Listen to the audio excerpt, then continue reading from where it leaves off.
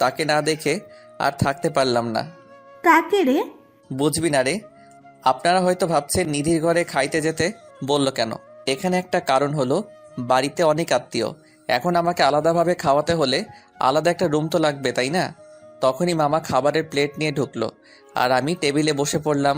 মামা নিধিকে দেখতে পেয়ে বলল, তুই শুভকে তুলে তুলে দিস, শুভ তো তুলে নিয়ে খায় না। ওকে চাচ্ছু? সবার সামনে রেখে তরকারির বাটি, ভাতের বাটি আর যা কিছু আয়োজন করছিল সব খাইতে বসছি। তখন ছোট মামি এসে বলল, শুভ, ভাত নেও, তরকারি নাও। এমনকি মামি তুলে দিল। আমিও খাইতে লাগলাম। ছোট মামি চলে গেল, মেজো মামি আসলো, মেজো মামিও এসে তরকারি দিল, ভাত দিল, আমিও নিলাম। পেট ভরে গেছে। মেজো মামি চলে যাওয়ার পর আসলো সেতুর আম্মু, এসে বলল, তরকারি নাও। আমি বললাম নিব না, তবু জোর করে দিল। এদিক দিয়ে তো আমার অবস্থা খারাপ। পরে সেজো মামি এসে আরও দিয়ে গেল। আমার পেটে তো ঢুকে না। পিছনে তাকিয়ে দেখি নিধি আর ওর সাথে বসে থাকা মেয়েগুলো হাসতেছে। আর কাটা ঘায়ে নুনের ছিটা দেওয়ার জন্য নিধি এসে বলল, চামচ দিয়ে মাংস প্লেটে দিয়ে বলল, এই নিয়ে খা, বেশি করে খাওয়া। আমার অনেক রাগ উঠে গেল, মনটাই চাইতেছে ধরে পিটাই। প্লেটে মাংস দিয়ে নিধি পাশের চেয়ারে বসলো আর ওর সাথে মেয়েগুলোকে ডাক দিল। আই, আমরা সবাই ওর পাশে বসে থাকি, যাতে ও খাওয়া বাদ দিয়ে পালাতে না পারে। ব্যাককেল মেয়েগুলো সবাই পাশে এসে বসলো, সাথে আফরিন সহ। আফরিন মনে মনে বলতেছে, আমাকে অনেক জ্বালাইছোস, এখন একটু প্রতিশোধ নেই। আফরিনও মাংস তুলে দিল আর বলল, খাও, খাইলে শরীর ভালো থাকবে। আফরিন এই কথা বলার সাথে সাথে বললাম, ভাবছিলাম খাবো না, কিন্তু এখন খাবো। হাজার হলেও আমার গার্লফ্রেন্ড এত আদর করে দিল, আমি কি না খেয়ে পারি? আফরিন তো রাগে ফায়ার, আর বাকি মেয়েগুলো হাসতেছে। এর মধ্যেই নিধির একটা কল আসে, আর একটু দূরে যাই কথা বলার জন্য। তখনই আফরিন আবার মাংস দেয় রাগ করে। আদর করে দিছি, খা, না খেয়ে উঠতে পারবি না। এবার দেওয়া দেখে রাগ উঠে গেল, এত খাবার খাওয়া যায় নাকি? রাগ ওঠার কারণে মাংসের ঝোল ঠোঁট দিয়ে ভরিয়ে নিলাম আর আফরিনের অপ্রস্তুত অবস্থায় সরাসরি লিপ কিস করি। লিপ কিস করেই দৌড়। পরে আর আফরিনের সামনে যাইনি। কিছুক্ষণ পর সেতু শ্বশুরবাড়ির লোক আসবে, সেই জন্য সবকিছু আরো সুন্দর করে সাজানো হলো। কিন্তু যেই সময় এই সেতু শ্বশুরবাড়ির লোকজন আসার কথা ছিল, ওই সময় পার হয়ে যাচ্ছে, কিন্তু কেউ আসছে না। তখন মামা কল করে ঘটকের কাছে। ঘটক মনে হয় কি বলল, তা শুনে মামা চোখে পানি এসে পড়েছে এবং মামা মাথায় হাত দিয়ে বসে পড়ল। পরে আমি আরও মামা এগিয়ে গেলাম, গিয়ে জিজ্ঞেস করলাম কি হয়েছে। মামা যা বলল তাতে তো আমার হুঁশ উড়ে যাওয়ার মতো অবস্থা। কথা হলো সেতুর যার সাথে বিয়ে হওয়ার কথা ছিল সে নাকি অন্য মেয়েকে নিয়ে পালিয়ে গেছে। বাকি মামারা ওই মামাকে সান্ত্বনা দেওয়ার জন্য বলল, চিন্তা করিস না, আমরা তো আছি। সেতুর আব্বু উঠে আমার দিকে তাকালো আর বাকি মামারাও আমার দিকে তাকালো। তারপর মামারা কি মনে হয় চোকাচোকি করে চলে গেল আমার বাপের কাছে। আব্বুকে কি যেন বলল, আব্বুও হ্যাঁ হু করলো। পরে আম্মুর কাছে গিয়ে ওই কথাগুলোই বলল। পরে আম্মু আমার কাছে আসলো আর বলল সেতুকে বিয়ে করতে, কিন্তু আম্মু সেতু তো আমাকে পছন্দ করে না। তখনই আমার মামারা এসে পড়লো আর বলতে লাগলো, শুভ না করিও না, বুঝতেই তো পারছো। পরে আমিও রাজি হয়ে গেলাম। বর সেজে গিয়ে মণ্ডপে বসে পড়লাম। বিয়ে পড়ানো শেষ হলো, বর কোণে একসাথে করে মিষ্টি করানো হলো। একটু আর চোখে আফরিনকে দেখলাম, দেখে আফরিন মনটা খারাপ করে আছে। হয়তো আফরিনও ভালোবেসে ফেলেছিল আমাকে। যার কপালে যার নাম লেখা থাকে ঘুরে ফিরে সেই জীবনসঙ্গী হয়। পরে বিদায় নিয়ে চলে আসলাম আমার বাড়ি। আগে ফোন দিয়ে বলা হয়েছে ঘর সাজানোর, তাই ঘর সাজিয়ে রেখেছে। এসে বউ আগে ঢুকানো হলো। কিছুক্ষণ পর আমি গেলাম, দেখি সেতু ঘোমটা দিয়ে বসে আছে। আমি গিয়ে একটু কাশি দিলাম, সেতু বসেই আছে। কোনো সারা শব্দ না পেয়ে আমি গিয়ে সেতুর ঘোমটাটা তুললাম। তখন সেতু বলল, আপনার লজ্জা করে না হাঁটুর বয়সী মামাতো বোনকে বিয়ে করতে? আমি শক খেয়ে গেলাম। যখন প্রেম করতে চেয়েছিলে তখন এই কথাটা কোথায় ছিল? আর তোমাকে বিয়ে করতে চাইনি, তোমার বাপেই বিয়ে করাই দিছে। আচ্ছা বলেন তো, আপনাকে বিয়ে করে লাভটা কি? আর আপনার সাথে থাকা আর কোলবালিশের সাথে থাকা একই কথা। আপনি তো কোনোদিন বাবা হতে পারবেন না। আমি কি ইচ্ছে করে এই রোগে আক্রান্ত হয়েছি? আল্লাহ এরকম চাইছে তাই আমি বাবা হইতে পারবো না। হুম, কত স্বপ্ন ছিল ডাক্তার বেটাকে বিয়ে করে দুইটা বাচ্চা নিব, কত মজা করব, কিন্তু ডাক্তার বেটা অন্য বেটিরে নিয়ে ভাগ্যে গেল। কপাল খারাপ আমার। আমরা একটা বাচ্চা কিনে নিয়ে আসতে পারবো তো, তাই না? পালন নেওয়া বাচ্চা আর নিজের গর্ভধারণ করা বাচ্চার মধ্যে অনেক পার্থক্য। আর আমি আপনার সাথেই তো থাকবো না, কিছুদিন যাক, ডিভোর্স দিয়ে দেব। ডিভোর্সের কথাটা শুনে মনটা খারাপ হয়ে গেল। বাসর রাতেই ডিভোর্সের কথা শুনতে হইতেছে। কত স্বপ্ন ছিল এই রাত নিয়ে। কিন্তু স্বপ্নগুলো স্বপ্ন রয়ে গেল। কপাল। বাসরাতের কথা চিন্তা করতেছি। সেতুর দিকে তাকিয়ে দেখি সেতু ঘুমিয়ে গেছে। আমিও সেতুর পাশে শুয়ে পড়লাম। সকালে সেতুকে জড়িয়ে ধরে ঘুমিয়ে আছি। আমার ঘুম সেতুর আগেই ভাঙছে, কিন্তু উঠি নাই, কারণ সেতুকে জড়িয়ে শুয়ে থাকতে ভালোই লাগছে। তখনই সেতুয়ের ঘুম ভেঙে গেল, আর সেতু নিজেকে ছাড়ানোর চেষ্টা করছে, কিন্তু পারছে না। পরে সেতু এমন একটা কাজ করলো যে কাজটা আমি ভাবতেই পারি নাই। সেতু আমার কাছে থেকে ছাড়াতে না পেরে গালের ভিতর চিমটি মারল, আর আমিও বলে উঠলাম। গালে হাত দিয়ে দেখি যেই জায়গায় চিমটি দিছে ওই জায়গা দিয়ে রক্ত বের হচ্ছে। এটা দেখে মেজাজটা খারাপ হয়ে গেল। লজ্জা করে না আপনার আমাকে জড়িয়ে ধরতে? যত সব ফালতু ছেলে। বউকে জড়িয়ে ধরে ঘুমালেই সবকিছু হয় না, সন্তান জন্ম দেওয়ার ক্ষমতা থাকতে হয়। আমি কি বলবো না বলবো খুঁজেই পাচ্ছি না। কথা বলার ভাষা হারিয়ে ফেলেছি। একজনের একটা সমস্যা থাকতেই পারে, তাই বলে কথায় কথায় এই রকম। কিভাবে বলবো? হ্যাঁ, তাড়াতাড়ি আমাকে ডিভোর্স দিবেন। এটা শুনে আরো মেজাজটা খারাপ হয়ে গেল। পরে মারলাম একটা থাপ্পড়। এত ডিভোর্স করস কেন রে? ডিভোর্স কি খুব ভালো জিনিস নাকি? ডিভোর্স দিলে আমার কিছুই হবে না, আর তোর সাথে ছেলেরা কথা বলবে, কিন্তু কেউ বিয়ে করার জন্য না, শুধু তোর দেহ লুটার জন্য। এইগুলো বলে আমি চলে আসলাম বাহিরে। বিয়েটা কীরকম হলো তা আপনারা জানেননি, তাই আমাদের বাড়িতে বেশি আয়োজন নেই।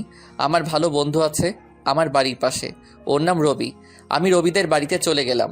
মনটা ভালো ছিল না, তাই game mode do not disturb চালু করে গেম খেলা শুরু করলাম আমি আর রবি। সেতুকে এসব কথা বলার পরে সেতুর আরও রাগ করেছে। সেতু ফ্রেশ হয়ে বাইরে এসে সবার সাথে কথা বলতেছে। আম্মু আব্বু আমাকে খুঁজতেছে, কারণ সকালে একেবারেই আমাকে দেখে নাই। 12টার সময় গেম থেকে বের হয়ে দেখি 50টার মতো মিসড কল উঠে আছে।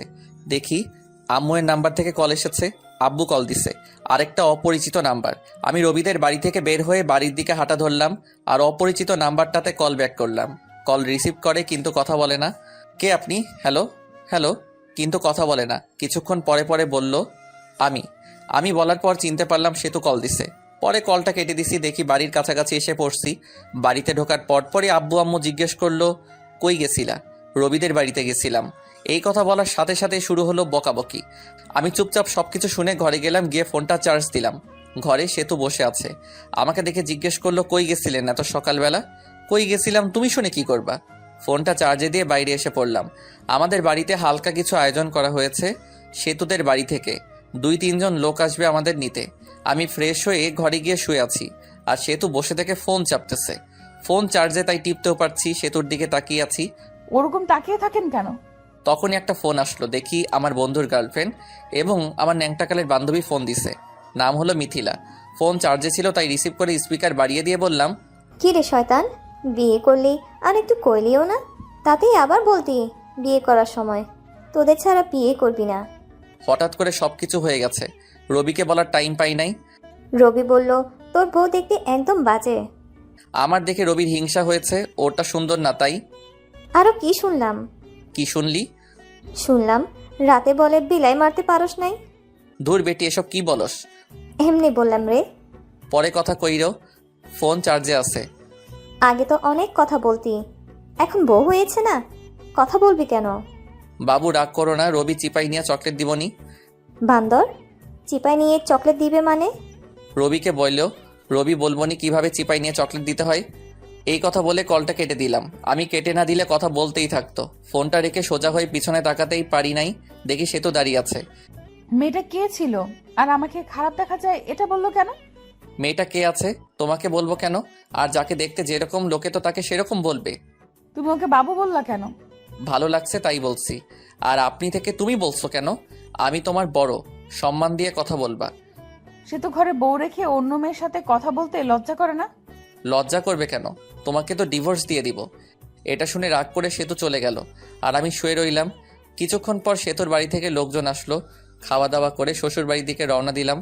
শ্বশুর বাড়ি যাওয়ার পর সেতুকে জ্বালানোর জন্য। মেয়েদের বলতে কাছের মানুষকে জ্বালানোর সহজ উপায় হলো কাছের মানুষের সামনে অন্য মেয়েদের সাথে কথা বলা। শ্বশুর বাড়িতে যাওয়ার পর সেতুদের সব আত্মীয়রা ছিল। গিয়ে দেখি আফরিনও আছেই। মেয়েটার মনটা অনেক খারাপ। কপালে যা থাকে তাই তো হয়।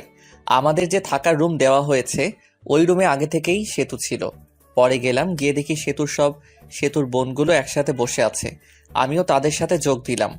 ওদের ভিতর থেকে একটা মেয়ে, দুলা ভাই কত হ্যান্ডসাম। ও মা তাই নাকি? তুমিও অনেক কিউট। সেতুর সাথে বিয়ে না হলে তোমাকেই বিয়ে করতাম। সবাই হেসে দিল। তখন আরেকটা মেয়ে, দুলাভাই সেতুকে হানিমুনে কই নিয়ে যাবেন? সেতুকে নিয়ে হানিমুনে যায় কি হব? হানিমুন তো শালিদের নিয়ে যাইতে হয়, তাহলে মজা বেশি হয়। আমি তো ভাবছি সেতুকে রেখে তোমাদের সবাইকে নিয়ে হানিমুনে যাব। আহারে, সেতুকে রাইখা গেলে সেতু কষ্ট পাইবো। সে তো আনরোমান্টিক একটা মেয়ে, সেতুকে নিয়ে হানিমুনে গেলে টাকাটাই নষ্ট। তা না, তোমরা অনেক রোমান্টিক মনে হইতেছে। সেতুর দিকে তাকিয়ে দেখি সেতু সাপের মতো ফসফস করতেছে। যা, তোরা সবাই যা, ঘর থেকে বের হ। আমি ঘুমাবো, অনেক ঘুম ধরেছে। চলে যাচ্ছি। তোর স্বামীর ভাগ আমি নেব না। এই বলে সবাই চলে গেল। সেতু দরজা আটকিয়ে দিল আর আমার কাছে এসে বলতে লাগলো, ছি ছি, অন্য মেয়েকে হানিমুনে যেতে চাও, শরম করে না? বুঝলাম না, আমি তো ওদের সাথে মজা করে বলছি। পরে সেতু শুয়ে পড়ল, আমিও শুয়ে থেকে গেম খেলতেছি ফুল সাউন্ড দিয়ে, যেন সেতু ঘুমাতে না পারে। বাইরে গিয়ে গেম খেলুন, আমার ঘুমের সমস্যা হচ্ছে। সমস্যা হলে অন্য ঘরে গিয়ে ঘুমাও। সেতু পরে ফোনটা নিয়ে রেখে দিল। আমিও বাচ্চাদের মতো শুয়ে রইলাম। এভাবে ঝগড়া, সেতুর অপমান, আমি কোনোদিন বাবা হতে পারবো না। সে ডিভোর্সও চাই প্রতিদিন, আমিও কিছুই বলি না। 7 দিন শুনলাম এসব। এখন রংপুর চলে যাচ্ছি, অফিসে সেতুকে রেখে যাচ্ছি। পরে সব কিছু ঠিক করে সেতুকেও নিয়ে যাব। সবার কাছ থেকে বিদায় নিয়ে নিলাম। এখন সেতুর কাছে গেলাম, ভালোভাবে থেকো আর দোয়া করিও আমার জন্য। দোয়া করে কি হবে? তুমি মরলেই তো আমি খুশি হব। তুমি এটা বলতে পারলে? যেটা সত্যি ওটাই বললাম। আমি আর কিছু না বলে চলে আসলাম। বের হয়ে হাসি মুখে আব্বু আম্মুর কাছ থেকে বিদায় নিলাম। কিন্তু ওই সময় আমার খুব কষ্ট হচ্ছিল, মনে হইতেছিল যে আমি কান্না করি। আমি এত বিরক্তকর হয়ে গেছি যে কেউ একজন আমাকে মারার কথা বলছে। ভিতরে কষ্ট আর বাইরে হাসি নিয়ে চলে গেলাম চাকরি করতে। সকালের গাড়িতে গেছি, তাড়াতাড়ি পৌঁছাইছি। রাতে আম্মুর ওই জায়গায় কল দিছিলাম, আম্মুকে জিজ্ঞেস করছি সেতুর কথা। সেতুকেও ফোন দিছিলাম কিন্তু রিসিভ করেনি, কেটে দিছে। পরের দিন সকালে উঠে অফিসের জন্য রেডি হয়ে অফিসে গেলাম। যাওয়ার পরেই পিয়ন এসে বলল, ম্যাডাম আপনাকে ডাকলো। আমি ভাবতে লাগলাম আগে তো স্যার ছিল, এখন ম্যাডাম কই থেকে আসলো। ভাবাভাবি বাদ দিয়ে গেলাম ম্যাডামের রুমের সামনে গিয়ে। ম্যাডাম আসতে পারি? আসেন। আমি ভিতরে গিয়ে ম্যাডামকে দেখে তো অবাক, কারণ ম্যাডাম আর কেউ নয়, বিয়েবাড়ি সেই আফরিন। আফরিন দেখে ভয় পেয়ে গেলাম। বিয়েবাড়িতে যা কিছু করছি চাকরি থেকে বের করে দেয় নাকি আবার। ভয়ে ভয়ে কাছে গিয়ে, আপনি আমাকে ডেকেছেন ম্যাডাম? তা কেমন আছেন? আর আপনার বউ কেমন আছে? আমি ভালো আছি, আর আমার বউও ভালো আছে। ভালো থাকলেই ভালো। ম্যাডাম, সেদিনের ভুলগুলোর জন্য দুঃখিত, মাফ করে দিবেন। ওইসব আমি ভুলে গেছি। আপনার বউকে সাথে নিয়ে এসেছেন? না, কিছুদিন পরে নিয়ে আসবো। নিয়ে আসলে আমাদের বাড়িতে নিয়ে যান সময় করে। আপনি বসের কি হন? আপনার বস আমার বাবা হয়। এমনি আপনার সাথে দেখা এবং অফিসটা ঘুরে দেখতে এসেছি। ম্যাডাম তাহলে আসি, অনেক কাজ করতে হবে, অনেক দিন পর আসলাম, দেখতেই তো পারছেন। এরপর কোনোদিন দেখা হলে ম্যাডাম বলবা না, নাম ধরে বলবা এবং তুমি করে বলবা। জি। পরে আসলাম কেবিনে, কেবিনে বসে কাজ করা শুরু করলাম। কাজ শেষ করে ম্যাচের দিকে রওনা দিলাম। আজকে অফিস ছুটির আগে বের হয়েছি, কারণ হলো একটা বাসা খুঁজে বের করতে হবে। ম্যাচে তো আর বউ নিয়ে থাকা যাবে না। বাসা খুঁজেও পেলাম, বাসা ঠিক করে ম্যাচে ফিরলাম। পরের দিন বাসায় শিফট হব। পরে বাসায় শিফট হলাম, এখন বাসায় থেকে অফিস যাওয়া আসা করি। আমি রংপুর এসেছি 7 দিন হয়ে গেছে। এই 7 দিনে সেতুকে কল মেসেজ দিছি, কিন্তু কোনো রিপ্লাই পাইনি। একদিন সেতু আব্বু আম্মু এবং সেতুর আব্বু আম্মু সবাই একখানে বসে থেকে গল্প করছিল।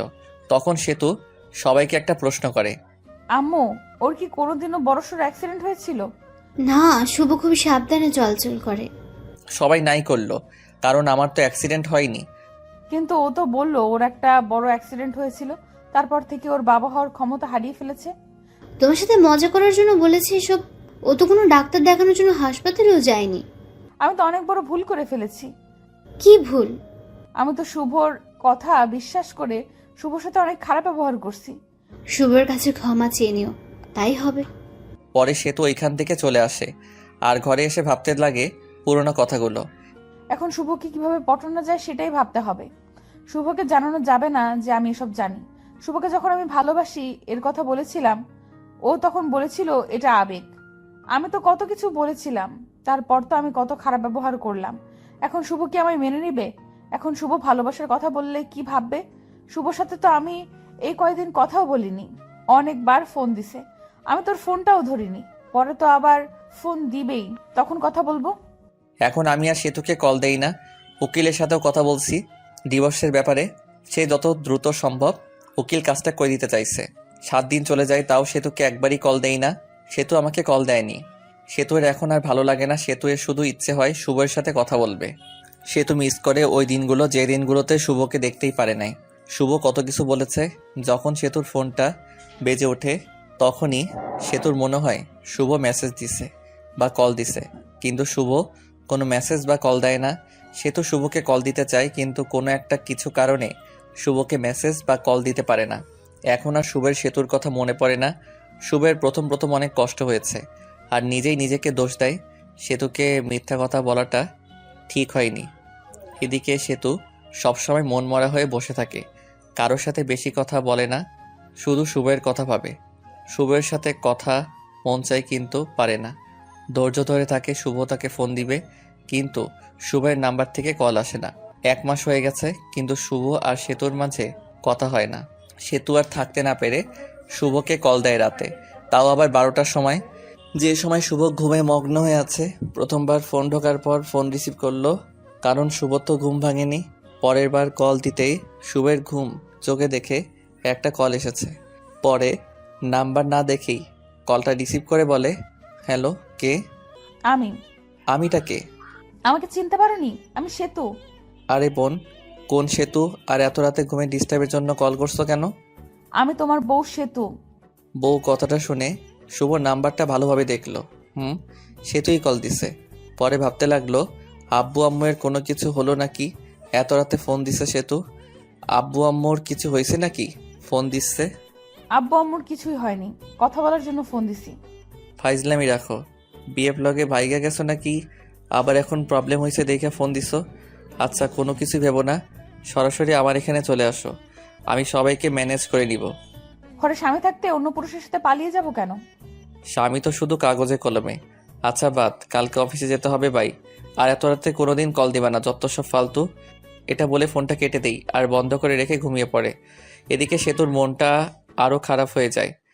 আমি কি এতটাই খারাপ ব্যবহার করেছি যে শুভ ভেবে নিতেছে আমার বয়ফ্রেন্ড আছে? ছি ছি, নিজেকে নিজের উপর ঘৃণা হচ্ছে।